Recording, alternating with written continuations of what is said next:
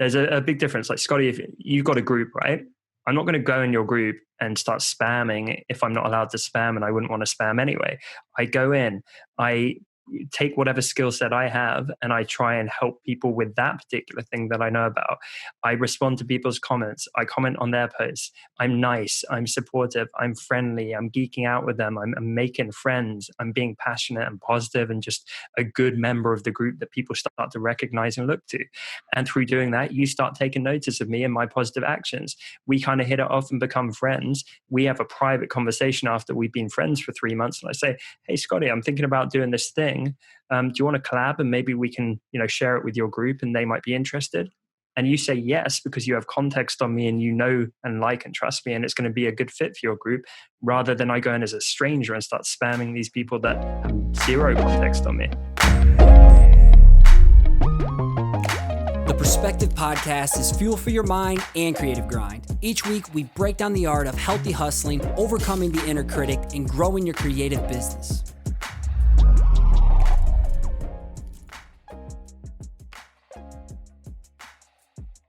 PC family, today I'm joined by creative marketing business legends, my homie Tom Ross and my new homie Mike Janda of the Biz Buds Podcast. Welcome to the Perspective Podcast, fella, especially you, Mike. How you guys doing today? So good. I'm so happy to be here on your podcast, and always fun to be with Tom Ross, my biz buddy. Hey, Scotty. Hey, Mike. What's up? Great to be hanging with you guys today. I'm pumped for this little double offering for Perspective Collective right now. Yeah, I'm digging it too. I'm very aligned with what you guys put out there. And I think just how the evolution of the show is going, of really bringing in that marketing element, stressing that for these creative business side hustlers, it's a perfect fit. Plus, people need to know more about your show. And for those who may not know about you two, give us the brief scoop on who you are, what you do. That way we can just dive into the meat. And I guess I like that third element of why people should care. And let's start it off with Mike. Hey, thanks. So I'm an agency veteran. I started an agency in 2002, grew it for 13 years, sold it, and then I worked for the agency I sold to for a couple of years before leaving to do what I'm doing now. Over the run of my agency, we did work for Disney, Google, Warner Brothers, ABC, NBC, Fox. It was kind of the who's who in Hollywood. And then we did some big tech work too for YouTube and things. So we did a lot of great fun projects. Super proud of what I did at my agency. But while I was running my agency, I really learned that my passion was educating people, mentoring people, teaching, speaking in public, those kinds of things. And so when I left my agency a couple of years ago, that's what I embarked out to do. And it was kind of a follow-up of writing my book, Burn Your Portfolio. Since leaving my agency, I wrote another book, The Psychology of Graphic Design Pricing, and I'm more Janda on Instagram, where I share a ton of free content for creatives. Just super passionate about helping creatives level up their business, because I didn't have anybody to help me level up mine. I had to figure it out in the trenches. Yeah. What about you, Tom? You've been here before, but let's give a brief Wikipedia page summary about yourself, and we can tell people go back to like episode 156 you were just on. For sure. So super brief, been doing the creative design and entrepreneurial thing since I was 12 years old, done client work, done blogging, done all these random ventures over the years, but last 7 years has been running one of the largest creative marketplaces in the world for designers, and that's Design Cuts. It's my baby. I love it. And of course, I'm pretty damn busy running that, but I got to scratch the itch like Mike does to do the side hustle thing, to do the personal brand thing. I love mentoring creatives as well. It lights me up. And same for you, Scotty. I think all three of us are super aligned with that. So it's my hobby. My spare time goes into trying to mentor and help as many creatives as possible with their business stuff, with their marketing. And I'm just really, really freaking passionate about that too. So being that you guys have this show together, tell me a little bit about what the Biz Buds Podcast is. Who's it for? Who's like that perfect listener that you have in mind, and kind of what's in it for them? And then we can just really, really start diving in, some marketing, creative related topics today. I think, our perfect listener could be distilled down to two words. It's creative entrepreneurs. And, it's people who are out, they're freelancing, they're trying to run a business. Most of our listeners are creative minded people because that's where our personal audiences are. But we did name it Biz Buds because the majority of the content that we share relates to anybody in any business. It's any kind of entrepreneurial venture.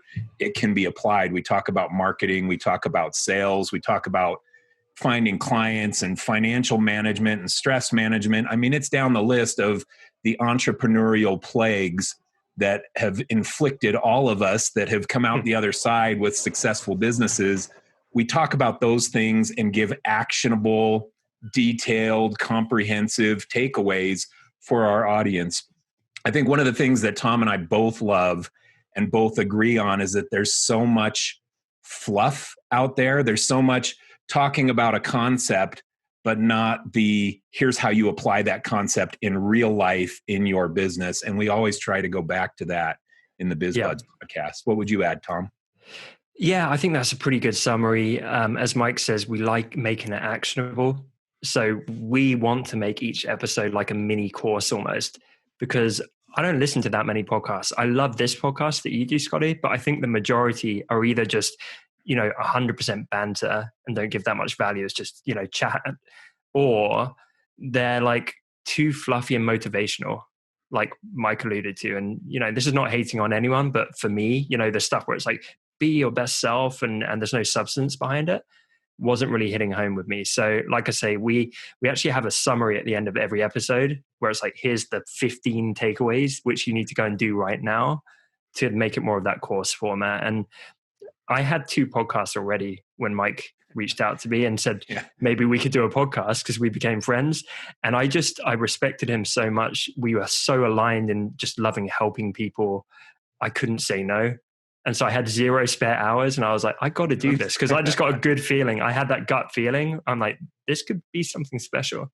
Well, it came out of Tom and I did a little collab video last summer, almost a year ago already. And the very first question that we did, we talked for 20 or 30 minutes on the very first question. And that to me was like, oh my gosh, we're so aligned. We talked for like 2 sentences of introduction. Then we dove into a topic and talked for 20 or 30 minutes. And for, that always just resonated with me thinking, okay, there's a deeper connection here. Mm-hmm. We see eye to eye. Let's do something. It's crazy. Actually, I know we're doing some Q&A today, Scotty. Whenever I hear a question get fired at Mike, his answer is more or less exactly what I would say.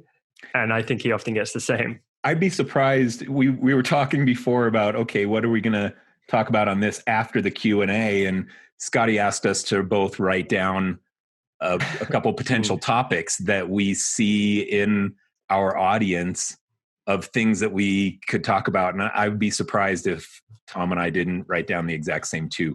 I know at least one of them is going to be exactly the same. It's funny. It's like that one game where like you guys have your backs to back. Okay, what is the first topic? What's that? That's like the dating game, right? Yeah, exactly. Like raise it up. What would be the first thing that someone would say about this? Yeah. Number 2, I've got Mike's good looks. That's what I put too. Yeah, yes, I figured. I thought you might. I did put that. I got to just say how it looks on my screen right now. I don't know if everybody sees this. You can see the evolution of like hair length through my video. That's so awesome. Well, then let's segue to that then, because you guys get a lot of I get a lot of questions, but my target, my focus audience, because that's what I can speak to experiences is creative side hustlers. Like, how do I build something for myself outside the day job? And as I got better in marketing myself and promoting myself and knowing who my work is for, how can I provide them value? How do I speak in their language? How do I sell something I believe in without being sleazy as fuck? That is what really changed my business. And that's what I really want to like package up and provide other people. So you guys get hit up with business marketing questions all the time. So what would you say? Let's start with Mike. What are some of like the top 1 to 3 things that you or maybe you just give one and we'll go back and forth so you don't list them all and overlap so much. So like, what would be like the top question or struggle you get from creatives? I'm going to give Tom's first one so that he has to give his second one on the first one. The first one is people are always struggling with niching. It always is. I know it is. People are struggling with niching. They feel like, well, first of all, so many creatives are out there trying to serve everybody in the marketplace. love stealing Tom's thunder right now. I can see in his eyes. He's like, dang it, this is going to be I'm my fuming. answer. It's almost like you have a guide on that or something. But people are struggling with this because they feel like they have to serve everybody and they're afraid to niche down. And we've talked a few times on our podcast about niching strategies. We could dig into that here, but that's one of the big struggles that so many entrepreneurs worldwide, because we have a worldwide audience, both of us. And, it's people in Australia struggling with that, the same as people in India and everybody in America. This is the mindset. It's such a challenge for people figuring out how to niche and being afraid to do it because they don't want to alienate potential clients. That was totally me. Last year, and, I'm a walking testimonial for Tom, is I felt so gross claiming that I was going to be a side hustle coach. Like, it made me so uncomfortable, or just like going in that route on the podcast. And Tom really like twisted my arm, and that totally revolutionized and evolved my business to where I get to do this full time now. Like, I never would have thought this was possible. That's awesome. Yeah. A lot of times from it's a just brand perspective. Go ahead, Tom. Sorry, man. Yeah. Like it's brand. Like, the way I think about it is, if you've got a great brand, people can surmise that in like a little recommendation for someone else. And when you're doing 12 different things and it's this ephemeral blob, like, that's very hard for people to talk about. But now whenever someone's talking like, oh, I'm doing a side hustle thing, I'm like, cool, check out my friend Scotty. He helps people with that. Not check out my friend Scotty. He does 14 different random disconnected things. Yeah, for sure. And I guess the personal brand, I think that's one of the most important part. Like, a lot of people get grossed out by the word of personal brand. I think that used to be me, but at the same time, like, that truly is what it is. Like, how would you describe what a great personal brand is made up of? And I think when people know that, maybe it's a little easier to niche. Or niche, wherever you want to say it. I don't care. It's niche. You say niche. Okay. If Mike Janda says it, then that means I'm right. Where are you located again? I'm in Salt Lake City. Where are you? Okay. So I'm Midwest. I'm in Iowa. So, I thought it was a Midwest thing. Yeah. I was born in Chicago and grew up in Indiana. So I'm a Midwestern person. Thing. Niche. Yep. Yeah. It's niche. Riches in the niches. Hello. Yeah, like posh, snooty people say niche. Yeah, like when they have their pinky up when they like drink tea or something. Exactly. Okay, Europeans, you mean? Oh, okay. Is that how you say it? Niche, Tom? I didn't even notice. Yeah, niche. Yeah. All right. Okay, so you were talking about elements of a personal brand. Elements of personal brand. You know what? The thing that a personal brand can be distilled down to is just being your real self. This is the challenge. People feel like I've got to be like Gary Vee, or I got to be like Tony Robbins. I got to be like Chris Do or whoever. I've got to be like that. No, you got to be like you. And that's your personal brand right out of the gate. So figure out what makes you tick, what kind of personality you are, what kind of things do you like, what services do you like to offer, what do you love, and what makes you unique, and embrace it. And that's your personal brand. There are people out there who, they have speech impediments and things, and they just embrace it, and it becomes their brand that they're known for. You see movie stars who, have a feature in their face or something. They go and get plastic surgery, change it, and it ruins their career because that was their personal brand. They were known for this specific thing, and they can destroy it by changing it. So I think you got to just look at yourself and embrace who you are and build your personal brand around that. It's not that complicated if you're true to who you are. And Scotty, you're a great example of that. And we've talked on our show about, you get these kind of primary pillars that define your personal brand. It might be what you do or your overriding style. I'm a huge fan of all the micro elements though, where you share your whole self, or at least a lot of it. So a lot of people know your crazy passion for pizza. Guilty. Right? Guilty, yeah. You love pizza. And most people in your audience and who listen to this podcast know that about you. The fact you've opened up and shared that makes you more relatable, more personable. They go, oh, I like pizza too. Or it makes you stick in their mind more. That small fact about you. And you share a bunch of different stuff like that. That is all part of your brand and the perception that the wider market has of you now. There was an interesting thing. Tom and I talked about this on our podcast in probably like 5 episodes, but we talked about, I think one specifically, where we started talking about who we were and the things we liked. And I mentioned things like, I have a great white shark Pinterest board because I love shark photos and stuff. It's fascinating to me. One of my alternate things that I thought of being in my life was a marine biologist, and I like superhero movies. I have all my bobbleheads and things. Anyway, I started listing off things like this, and I got so many people who would message me saying, I can't believe it. I wanted to be a marine biologist too. I follow a bunch of shark Instagram accounts and things. You're finding your people that you connect with because you're being authentic and open and sharing the things that you're actually interested in. So like Tom said, all of the pizza creatives trying to freelance and side hustle that live in the Midwest, they're all following you. And like cats. Yeah. Exactly. And thing is that those are two pretty broad things, pizza and cats, which is great. It doesn't matter if they're more random and esoteric. And you're also not expecting or looking for anyone to be a clone of you. They don't need to connect with every element.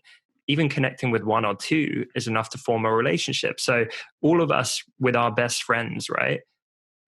We're not a complete mirror image of our best friends, but we connect over certain things. And Mike, you mentioned Gary Vee. There's tons of things where I don't really connect with him. He's like crazy, angry, competitive sports guy. That's not really me. But he's also like, he freaking loves bananas. So do I. He's self-admittedly a bit of a people pleaser, which people don't know about him. I kind of connect on that. I like to make people happy around me. Like there's a lot of small things about him that I connect with. And there's a lot of other small things that turn me off a bit. But it's fine because I key into the bits of content that I resonate more deeply with. That's great advice. I do that. I believe in that. I believe in building relationships on this common ground. And that's the first thing you're looking for when you connect with people. And I've done that with so many people over the past year as my Instagram handle has grown. I can connect with people in India where we have very little in common, but creative stuff, design and creative stuff. I totally can connect with them on that level. But then I'm connecting with other people who may live in the same area that I do with same, interests and things and same upbringing, same lifestyle. I totally connect with them on those things. He does, by the way, because a lot of the listeners of our show will message both of us in a group. And I'll get back and be like, really appreciate it. Thanks. I'll go to sleep. I'll wake up the next day and it'll be like 30 unread messages. And suddenly they got to a point where Mike's talking about their grandma's cookie recipe and how it's like similar to his or something. Like they go my deep. mom's secret recipe. Yeah. But I don't do it out of anything other than genuine interest in the other person and the genuine desire to connect with them and build a real friendship, an authentic friendship.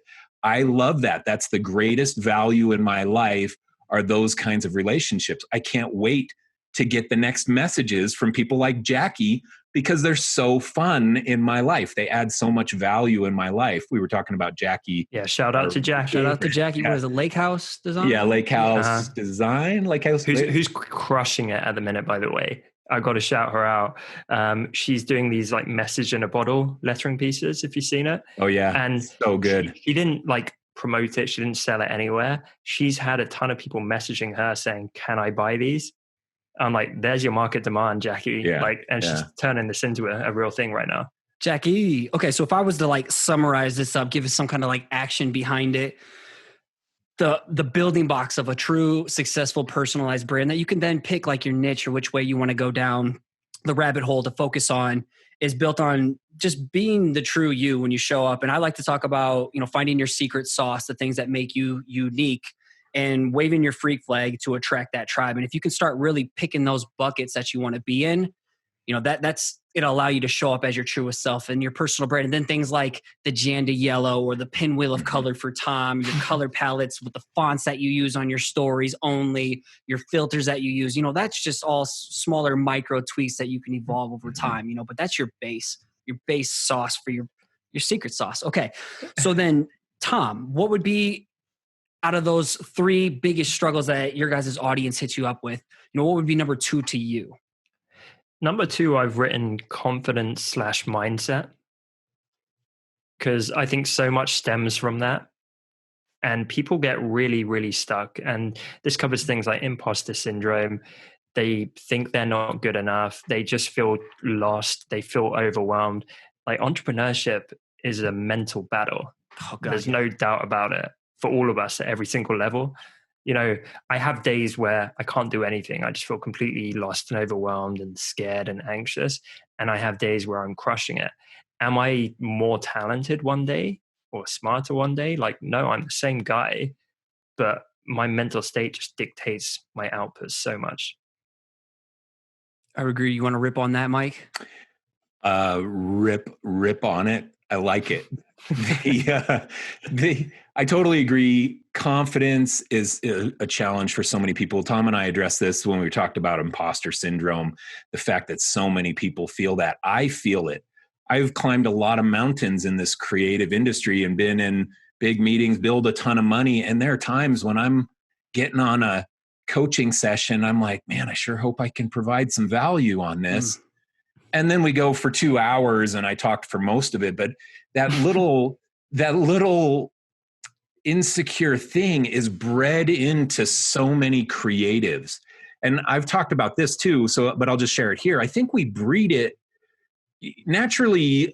Most people are somewhat insecure, but as creatives, we foster that insecurity in design schools and turn it into a mental disorder.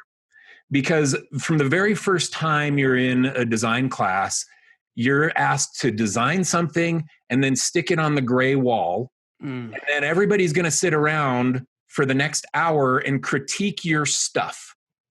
And then you spend the next 4 years in university design programs getting your stuff trashed by your classmates. And then you leave into the real world, and now you're supposed to somehow have confidence that in presenting to a client when all you've heard is other students trying to negatively critique your work for 4 years. So I think, and then you leave college and you go into the real world where the market can swallow you up in a second and is harsher than any, fellow student you ever had. Social media, comments, haters, a lot of that stuff is in people's heads and doesn't transpire, at least until they, reach the capacity with their audience. But there's a lot of stuff out there to be scared of, right? It's like the Wild West out there. Well, and the paying client is one of the biggest fears that clients or that designers, creatives have. It's the client has all the power in their mind because they're paying the bill. So they're afraid to show it because what if the client doesn't like it? What if the client wants to fire me? What if the client doesn't buy? What if the client doesn't like the mood boards, the design, whatever? It's such a scary thing. So I think that this is a challenge with confidence. And we talk on BizBuds a lot about trying to be motivational, trying to be uplifting. In fact, I get really frustrated when somebody messages a comment on one of my posts and it's a hatery comment. And I'm like, man, have you followed any of my content? All I'm doing out here is trying to be positive, trying to support, trying to help others, trying to educate, all for free. And you're going to slide in here and be bashy. But even that gives me, after all these years of creative entrepreneurship, it makes me have a lack of confidence sometimes when I'm going to go and share something because I'm like, oh no. What if the hater shows up? It's that one hateful thing that can just tear down a wall of positive support you've had. Exactly. It's such a weird thing, but so many creatives struggle with it. That's what Tom started by saying. This confidence issue is a big challenge. Well, and sorry, what were you say, Tom? Have you seen Will Smith talk about this where he's so strong-willed? He says once he's thought of an outcome, it's done. He's like, it hasn't happened yet, but I've just decided that's a done deal. And now he's like, y'all just have to wait and see that happen. Waiting for reality to align with his mindset. Yeah. He's like, just watch it play out because it's done. Yeah. I can get a bit like that. I'm not saying I'm like the perfect entrepreneur. I have my own imposter syndrome, etc. But when I really get on something, whether it's my stuff or a coaching student, I see it 50 steps ahead of where it is now. I see the path to get there and I'm like, that is done. Like that's just going to happen. And unfortunately, even if you feed someone all 50 steps and you're like, just follow that roadmap, they get in their own way. They really like trip over their own mindset, unfortunately. And so that's the biggest struggle. Well, yeah, and as you guys have noticed, go ahead. As you guys have noticed, everybody wants to be like a creative entrepreneur and run their own business. And I think this is one of the main things. I think people just don't have that mental edge or sharpness, to the point. That's where I want to treat side hustlers, treat your side hustle like it's your full-time grind. That way, when shit hits the fan, you may not be ready to take that leap, but you're prepared.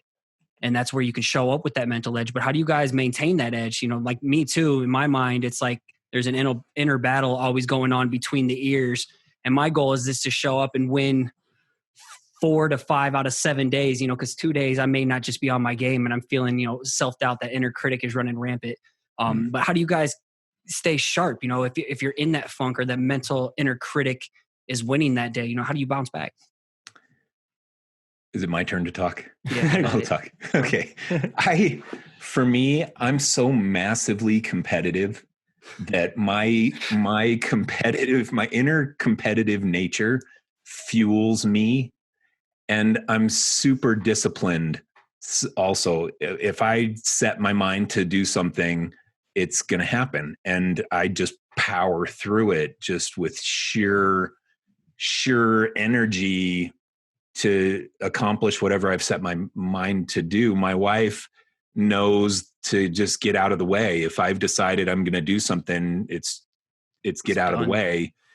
And so I've thought about this. Tom and I just did a really interesting podcast about this. Where does ambition come from? Is it something that we're born with, or that we can breed into people? Because you think of the mindset, you can lead a horse to water, but you can't make them drink. So many people have the information out there, but why do they not take action? That's what the heart of this podcast was that we had.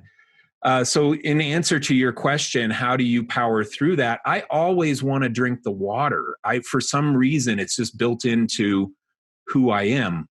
I don't resist the flow of my life. If I can jump in this river and it's flowing in a certain direction, I'm not going to go swim against the current. I'm going to figure out, okay, I'm going to swim with the current and make it happen even faster. But that's just something for me that it's just built into, probably growing up with 4 brothers in a massively competitive Midwest household, that is the way that I am.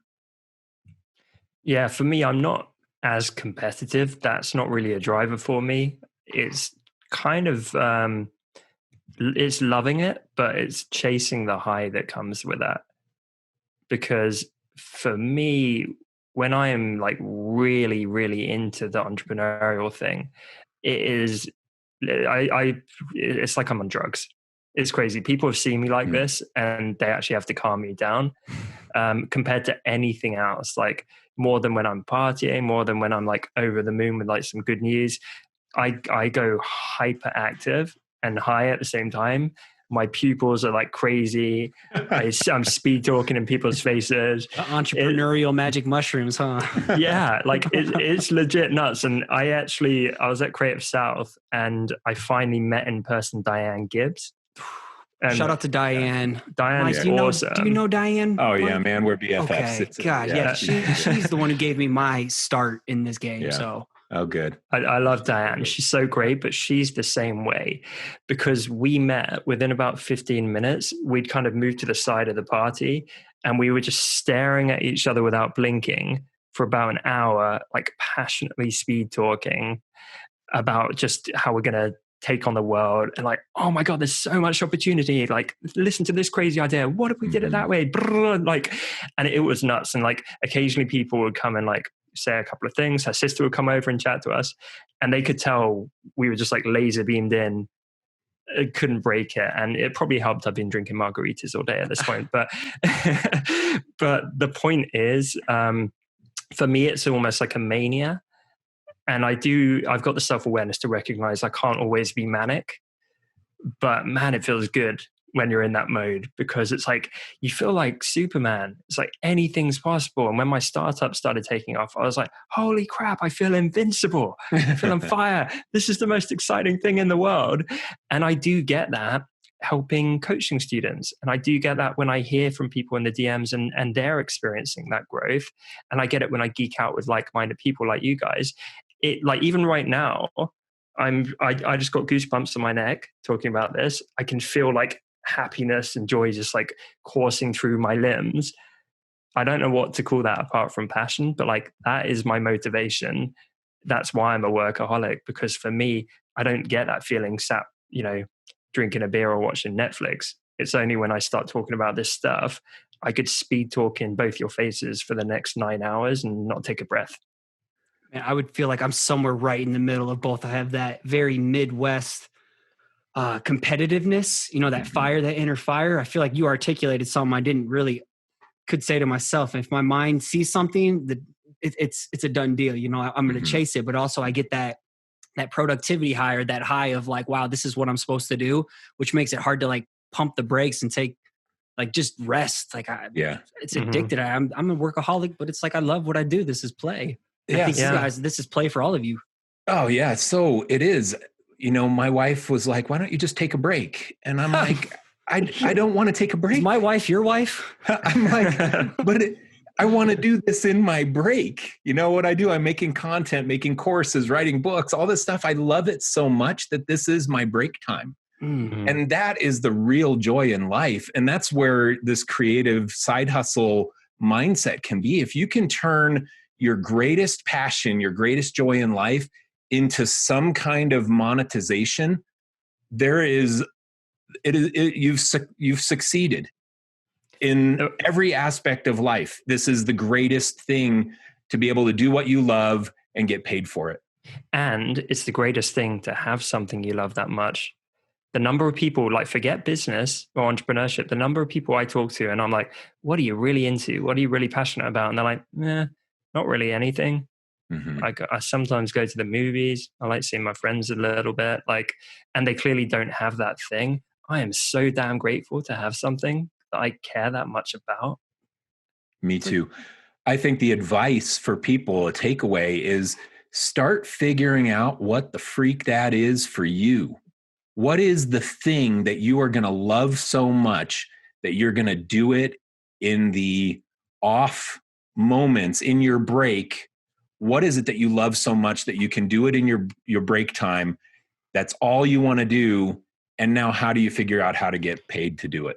And you can, in 2020, virtually anything, if you work hard enough and you're good enough, you can turn into a living. Like, there's all kinds of crazy micro businesses where I know people and they're making enough to live off. I guess I want to put in and interject like a disclaimer. If you just go into it having the pressure that you need to make money from it right away, I feel a lot of people are just going to be burdened and kind of spin out. If like the 3 months they went all in on trying to build a side hustle around something they truly love and it didn't yield that immediate microwaved result, don't be discouraged. Like, I didn't really monetize what I was doing 2-3 years down the road. And in my fifth year, if I would have been doing it 40 hours, within 4 years of me, or 4 months of me doing my thing full time, I already make more than I did at my salary at my last corporate cubicle job. Mm-hmm. So like, it was a long term grind. Like, I've been in my career now for 24 years as a creative entrepreneur and built my agency and all this stuff. And it wasn't until like 15 years into my career before I really figured out what made me tick. And it wasn't running my agency, which I'm super proud of my agency and all that was, but it wasn't that. That wasn't my thing forever. That was just steps to help me find my thing forever. So your passion, it takes time to really figure it out, but start thinking about it now. Start trying to figure it out now. And if you're 22 years old now, then 15 years from now, you're 37, you're in the prime time to finally unleash your passion into a monetized business. But it might take time. It might take you 15 years to figure it out. And that shouldn't be intimidating because the process of getting there is pretty sweet too. It's not overnight and it can't be, but just by feeling a little bit closer, each year, each month, whatever it might be, that's enormously satisfying. It's like the ultimate journey of introspection, self-awareness, and figuring yourself out. It's so damn satisfying. I mean, literally through doing the stuff I do through my side hustle and my personal brand, I thought, this makes me really happy. I figured out ways to bring that back into my company because I thought, well, if I can make that help my company and spend more hours in my working day doing stuff that makes me really happy, I'm going to feel happier as a human being. And I did that and it worked. And I'm more passionate and happier than ever. But it didn't happen like that. It didn't happen overnight. It's little tweaks which compound over time. Literally every year that goes by right now is the happiest year of my life because of that. That's so good. Yeah, no, that's great. I think you said it perfectly of how I would articulate it is like small wins compounded over time, consistent small wins over time. That's what builds momentum and yields the big breakthroughs. So intentional wins though, right? Not just yeah. Life's happening to me. I'm going to sit back and, my passion's going to land in my lap. It's like we are all intentionally keying into what we like and trying to fit more of that into our lives. Dreams don't get delivered to your front door like a fresh piping hot pizza from Papa John's. It doesn't happen that way, friends. Papa John's, Midwest. Papa John's, whatever you want. Like here, Casey's Pizza then, right? Casey's I don't know Casey, no, but Papa John's, I was in Bloomington, pizza. Indiana when Papa John's became something 25 years ago. Oh man, that's so good. You're showing your age now, Mike. Papa John's. Okay, then I'm 26 years old. 26. All right, you're just a young guy. So then, Mike, what would like the third one on your list be? And then we can transition to some listener questions and go into rapid fire. I think another challenge that people face on a regular basis, and this is two things tied into the same problem. It's finding better clients and making more money. This is the challenge. People are out there, they're doing $50 logos, and their problem is, how do I find better clients so that I can charge them more money? That's such a common issue. And it goes into what Tom was talking about, confidence. Yeah, they're charging $50 per logo because they have a lack of confidence that they can charge $100 for a logo. Double their price right this second. That was me. Yeah. You're afraid to charge more. Mike, so not exactly the same wording, but I wrote sales. Yeah. So it's, pretty similar. Yeah. Yeah. So that's the challenge. Are we going to talk about how to solve it? I guess that's the podcast, right? Nah, we're just going to really just talk about the questions. We'll just the problem. Okay, good luck, everybody.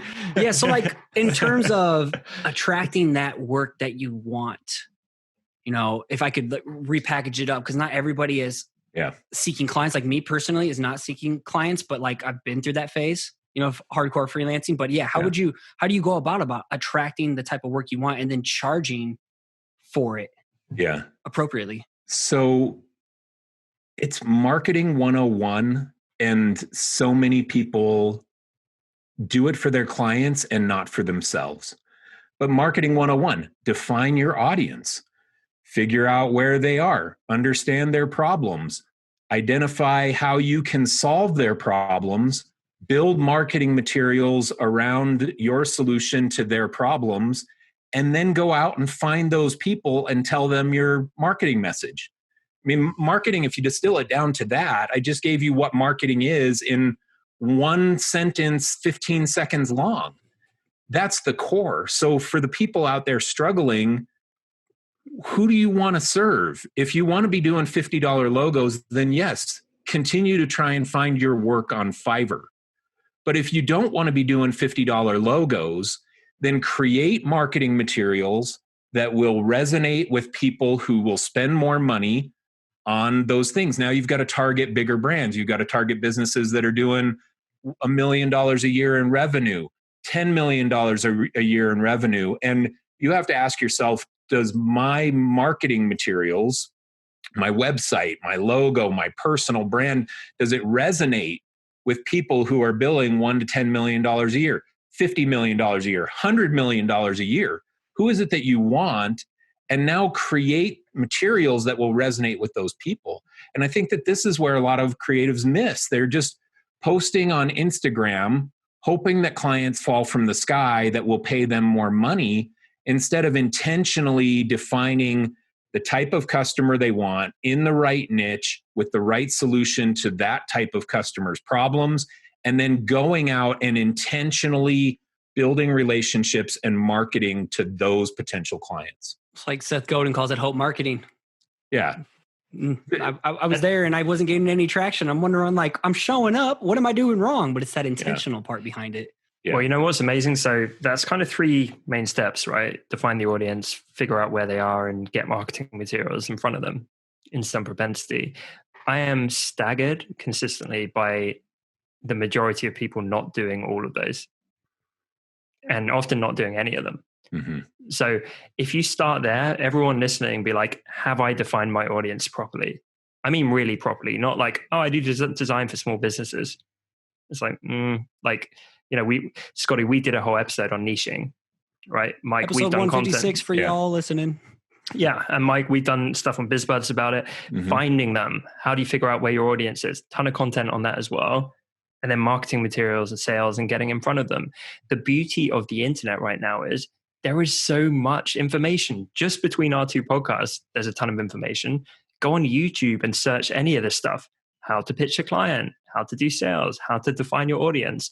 There is information for days. So if you know you have to have those 3 things in place, just spend a few weeks deeply immersing yourself in learning that stuff, and then start doing it, realizing that you're probably going to kind of suck at first, but you will get better over time, like any skill. And that's it. Like, it's that simple, and people just overthink it for death and float around for years. For years, like literally they can be 3.5 years down the line. They still have no idea who they're really serving or how to talk to them or get in front of them. And they haven't made a single sale in 3 years and they're miserable. It's like, just start there. I think it goes to the crux and premise of this whole show of why marketing for creatives is important, whether you're a creative entrepreneur or someone who's a side hustler trying to build that creative business to make that full-time leap down the road. Like, marketing changed everything for me. And before it was hope marketing. So I guess it just shows the importance of where I'm trying to steer the ship for this show, and then why it's so important to like dive into someone like your content, Honest Designers content, the Futures content. You know, that's the keys. You know, people are trying to hand you the keys to the Ferraris. You know, it's on you to go to the water and drink. Exactly. It's all there and it's free. Like, yeah. Well, let's pivot real quick. We have some listener questions. So first up, we got Rachel Zampino. And also thank you for having kind of those prepared. Like, we could have gone 2 hours just off ripping things like that. So Rachel Zampino. I love Rachel. Yeah. She's great. Yeah. So she says, I'd be curious to know what all 3 of you have hired out in terms of marketing. If you've gotten help with writing content, branding, video editing, social media graphics, or content production.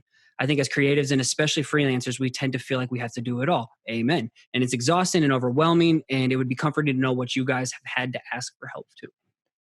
Let's go with Tom. This is a good one. Yeah, I was going to say, because Tom's all over this one. I love delegating. So I'm not even going to talk about my company. You know, we've got 20 people. It's a machine of operations. I'm going to talk about my personal brand because I'm applying your side hustle. Your personal brand is your side hustle, even more important. Exactly. This is my side hustle. I'm still delegating. This is how much I believe in it. So the first point is you can delegate a tiny amount. Back in the day when I had 0 money, I delegated a task that took 1 hour each month for like some really nominal fee for someone that wanted it on a site like Fiverr or whatever, just so that 1 hour a month I didn't worry about. It happened like clockwork. So straight away, if you think about delegation, don't think, oh no, I need a full-time member of staff or payroll and all this stuff. You can delegate anything. Get it off your plate, replace it with more impactful stuff. Here's an example of how I'm doing this with my personal brand. I record BizBuds podcast with Mike. I end the Zoom call and it automatically uploads to my Dropbox. I don't even have to do that. Our audio guy, Marco, who's on my personal brand team, then gets the audio, he cuts it up, he produces the final podcast, he goes on our podcast host, he uploads it, does the title, does the description, schedules it, and it goes out like magic. And I don't do anything apart from talk to Mike for an hour and then jump off the call. Then at the weekend, I batch a bunch of content. So I just write in a Google Sheets, all my content ideas. Here's the carousel slide copy and that kind of thing. And that's it. My designer gets that, turns it into the carousels, makes it all look beautiful. This is the piece I'm currently working on. I just hired Ashan, who's fantastic. She's my new VA. She's then getting the final slides from my designer. She's then posting and scheduling it on my Instagram. She then gets the same content, copies that over to LinkedIn and various other platforms to repurpose it. And so I've got this content machine where I'm cranking out content 5 days a week on Instagram, 5 days a week on LinkedIn. I got a weekly podcast that's going out. I got all this stuff that's happening. In terms of my time, I chat to Mike for an hour and have fun geeking out. And I spend an hour at the weekend writing a bunch of content that I'm passionate about. And that's it. And it's not yet a perfect machine, but it's getting pretty damn close. Like I aspire to have all of that volume of content and all that brand clout take 2 hours a week of my time. That's the power of delegation. What about you, Big Mike? I make all my own content. I delegated for so long. When I had my agency, we had 20 employees at my agency. When I sold it, we had 70 plus at the agency I sold to. I always had a team of people that I would delegate to.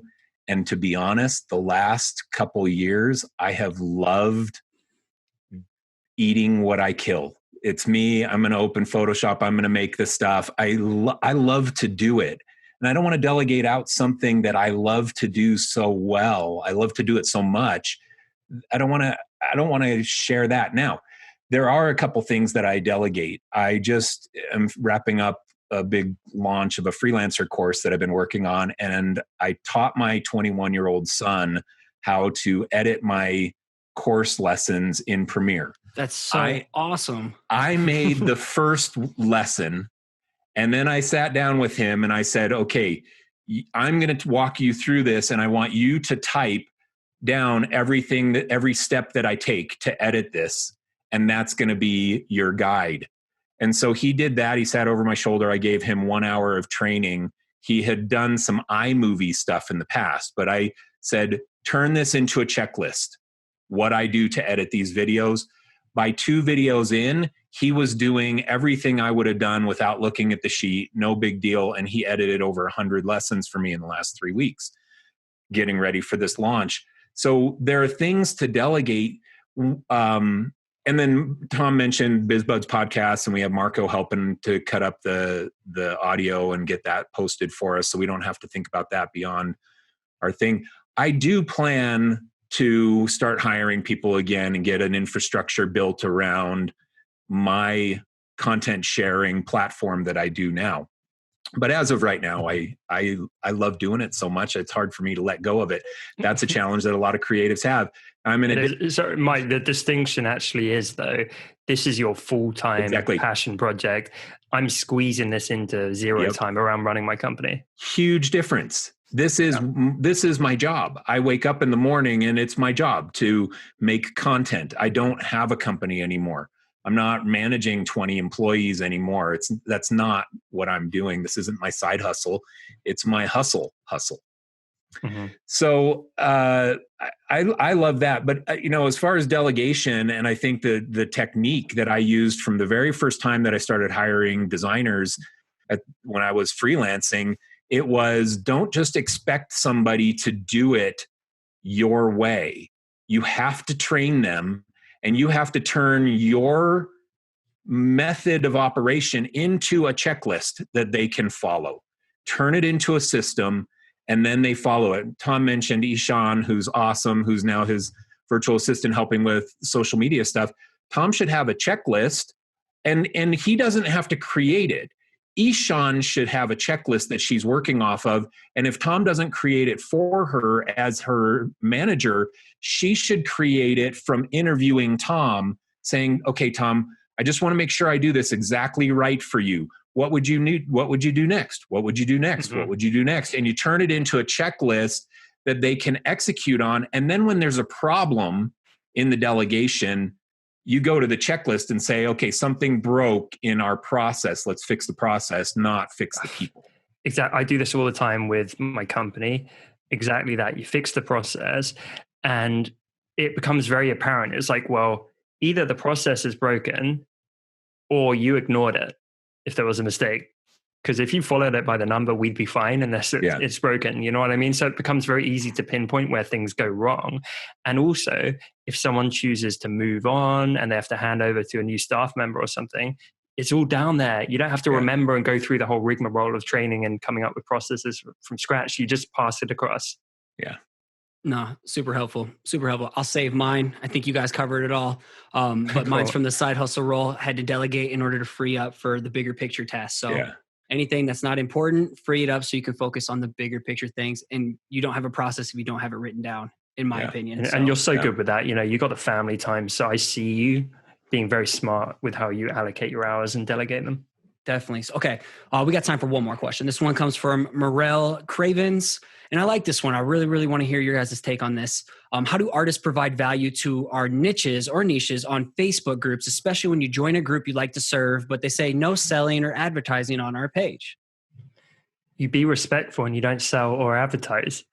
So like, how would you provide value then without feeling like you're trying to like promote your Instagram or something like that? Yeah, don't do that. So it's like going to a party, make friends with everyone. And if you're going to be tactical about it, make friends with the admin, especially. Mm-hmm. So there's a big difference. Like Scotty, if you've got a group, right?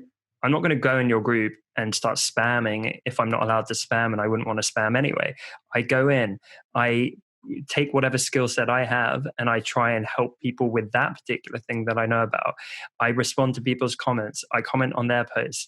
I'm nice. I'm supportive. I'm friendly. I'm geeking out with them. I'm making friends. I'm being passionate and positive and just a good member of the group that people start to recognize and look to. And through doing that, you start taking notice of me and my positive actions. We kind of hit it off and become friends. We have a private conversation after we've been friends for 3 months. And I say, hey, Scotty, I'm thinking about doing this thing. Do you want to collab and maybe we can, share it with your group and they might be interested? And you say yes because you have context on me and you know and like and trust me and it's going to be a good fit for your group, rather than I go in as a stranger and start spamming these people that have zero context on me.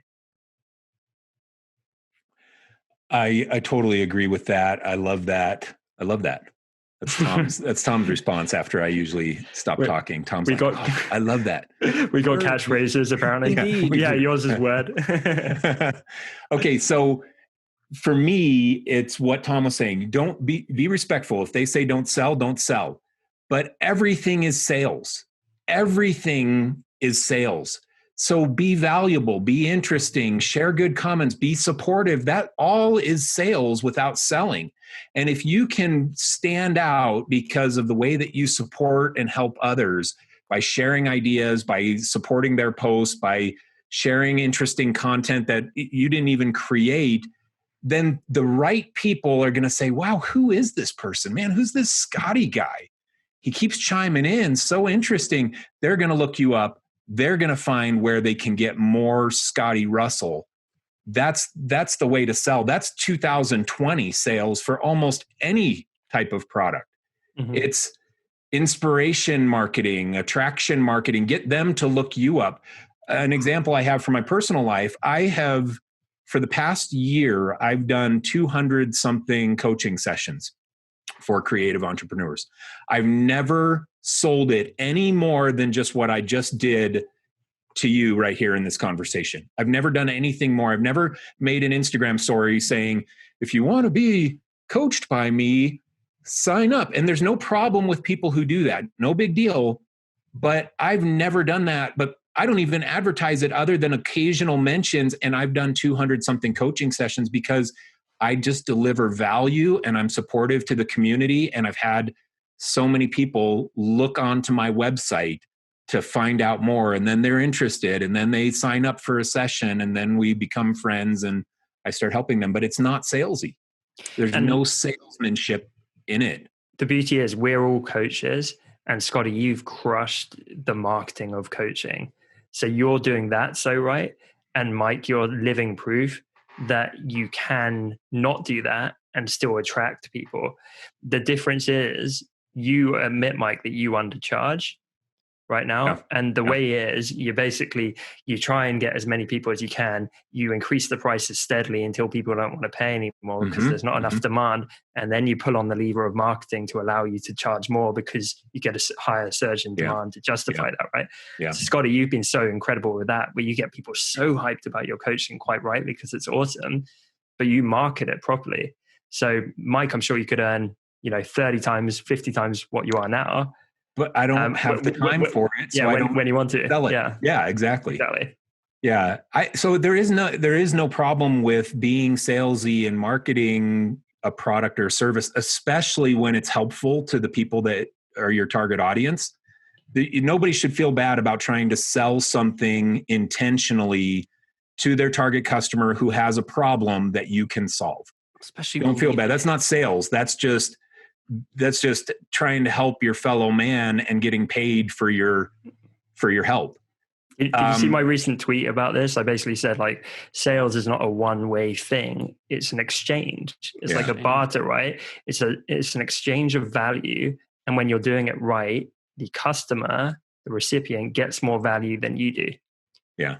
So you get $1,000, they get your services. Your services need to be worth, hopefully, a lot more than $1,000. They get more value than you get. And just to add on, and we can kind of wrap things up, but I want to give a huge shout out to Jimbo Bernos. Oh, I love Jimbo, man. Working on Jimbo. He helped me with the whole brush pack release for design cuts. Nice. But anyway, like someone who just crushed it recently in a Facebook group, a large Procreate based group. And he went in there not promoting his new brushes or anything. He went in there and dropped a tutorial on how he did this and this, created this crazy effect. I'm pretty sure he didn't even like link up, hey, I have brushes for this, or hey, go to my Instagram to see this. He posted it all natively within a group. And then he had people flooding to ask him, hey, where can I get more of this? What kind of brushes did you use? And then he answered all those and directed people within the comments, Love that. And people, like you said, he was attracting them. And we're like, oh shit, dude, these were my brushes, the fade and shade, the rough and raw. And he's a great dude about doing it. So I thought that was an incredible example of how to give it tons of value and like kind of give people the honey, and then if they want more, they can ask you for it. That's awesome. I use Nike as an example a lot. Nike never is going to hard sell you. Nike gives people the perception that they decided to buy their product on their own. That's Nike's marketing strategy. People think that Nike never sold them. People think that they made their own decision to buy the new Nike shoes that came out or whatever. They think that they made that decision all on their own because Nike's marketing is so subtle and inspirational and motivational and it's brand, not sales. Exactly. It's brand marketing.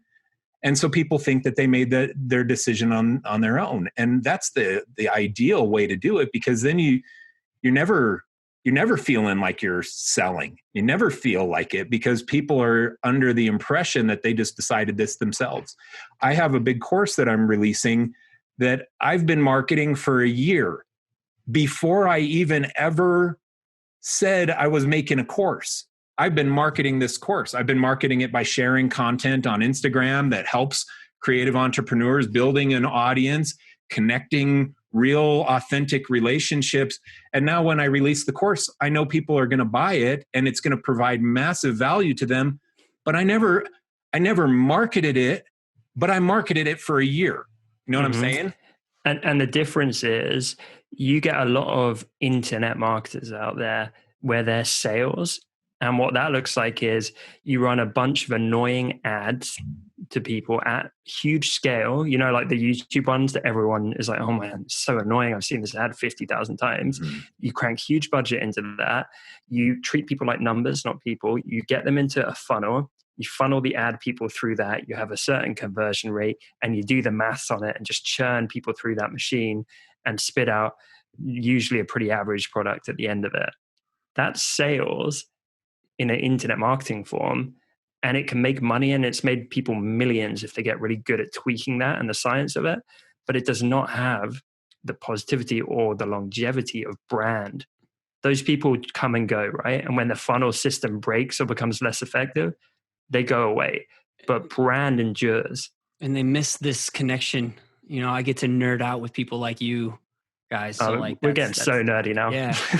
Well, I appreciate this. Like I think a round 2 is definitely needed for something like this. Maybe later on in the year we can get a round 2, because I could talk about this stuff for hours. I love it as well, man. And we're never concise. If you wanted like your shorter server episode, we're probably the wrong guys. No, that's good. I got to look out for my editor sanity here too. So how about this? Before we go, let everyone know where we can find both of you guys online, and how can people consume and binge out on Biz Buds Podcast besides looking it up. Where can people find you? Mike, do you want to do the Biz Buds? Oh, so go to BizBudspodcast.com. Our podcast is on all of the major podcast channels, and we love our Biz Buddies and love our listeners. And if you do start listening to Biz Buds Podcast, shoot us a DM in Instagram, where we're both really active in Instagram. So that's a good place. We love getting a real authentic connection with our listeners. Yeah, and Scotty, I've been on the show a couple of times before. Your listeners are awesome. They're so engaged. Compared to like any other show I've been on, I got so many DMs after my episode being like, I just caught you on Scotty's podcast, enjoyed the episode, man. They're great. So, Mike and I, we got a billion things we work on. For me, I'm just so hot on what we're doing with BizBuds right now. Like I say, every episode is like a free course. It's the content I'm most proud of in my entire life. Out of everything I've done, I just freaking love how actionable it is. So for everyone, whatever podcast app you're in, if you jump over and become a Biz Buddy, it would mean the world to us. And we want to just bring you a ton of value. All right. Well, I'll say it for him. More Janda on Instagram, Tom Ross Media on Instagram, and I'll link that up in the show notes. But if you dig what you heard today, you're going to absolutely fall in love with what they produce over on their podcast. This is how you do it right within the creative, entrepreneurial, side hustling business space, and how to do it long-term and actually do something you love and make an impact on people you care about. So Mike and Tom, thank you so much for taking the time to nerd out about this stuff today. And we'll definitely do a round 2. So fun. Thank you. Yeah, Scotty, appreciate you so much, man. One of my favorite people. Thank you so much for having us on. Love you, brother. Peace out. Have a great rest of your day. Adios. Thanks again for listening. It'd be awesome if you took the time to subscribe to the channel, hit the like button, and let the comment below so we can connect. Again, if you want to catch a shout out as a future listener of the week, make sure you subscribe to the show on iTunes and give it a rating and review.